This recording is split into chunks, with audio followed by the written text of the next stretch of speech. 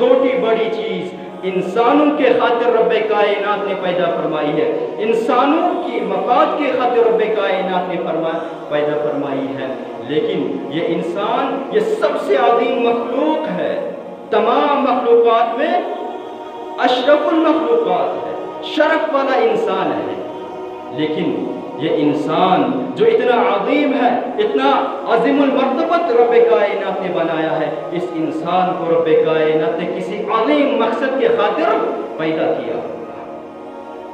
وہ مقصد کیا ہے جس کے خاطر رب کائنات نے اس انسان کو پیدا فرمایا ہے؟ خود رب کائنات قرآن کریم کے اندر سورہ ذاریات کے اندر بیان فرماتے ہیں، فرمایا وَمَا خَلَقْتُ الْجِنَّ وَالْإِنسَ إِلَّا لِيَعْبُدُونَ، فرمایا میں نے جنوں اور انسانوں کو اس لیے پیدا کیا ہے کہ وہ صرف اور صرف دنیا کے اندر رہ کر میری عبادت کرے، میری بندگی کرے۔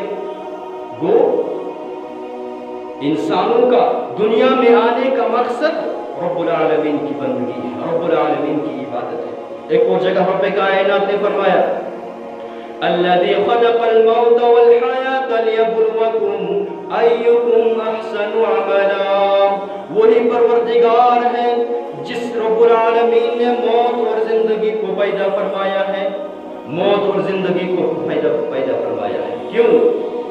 مقصد کیا، سبب کیا، وجہ کیا، غرض و غایت کیا؟ فرمایا لیبلوکم ایکم احسن عملا، اس لیے پیدا فرمایا ہے تاکہ رب العالمین تمہارا امتحان کرے، تمہیں آزمائے، تمہاری آزمائش کرے۔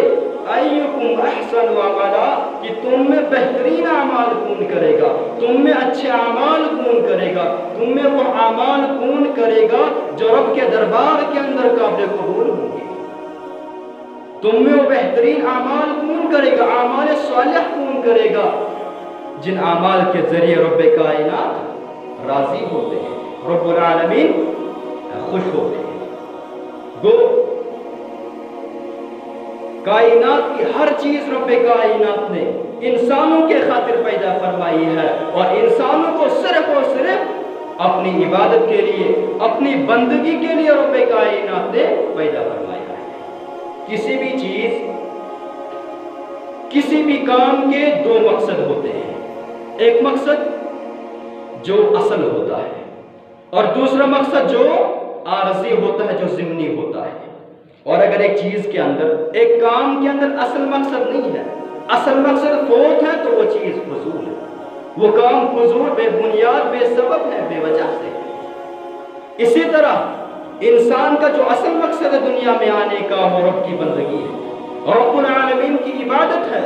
اور اگر انسان کی زندگی رب العالمین کی عبادت سے خالی ہے، انسان کی زندگی رب العالمین کی نافرمانی میں بے نمازی کی حالت میں گزر رہی ہے، تو انسان دنیا کے اندر مادی ترقیوں کے عروج پر پہنچ جائے، وہ بڑی سی بڑی مشینری بنا لے، وہ بڑی سی بڑی ٹیکنالوجی ایجاد کر لے، اگر اس کی زندگی عبادت سے خالی ہے، اگر اس کی زندگی نمازوں سے خالی ہے، اگر اس کی زندگی رب کی نافرمانی میں گزر رہی ہے، حرام کاموں کے اندر گزر رہی ہے، تو اس کی زندگی فضول ہے، عبث ہے، ضائع ہے، برباد ہے۔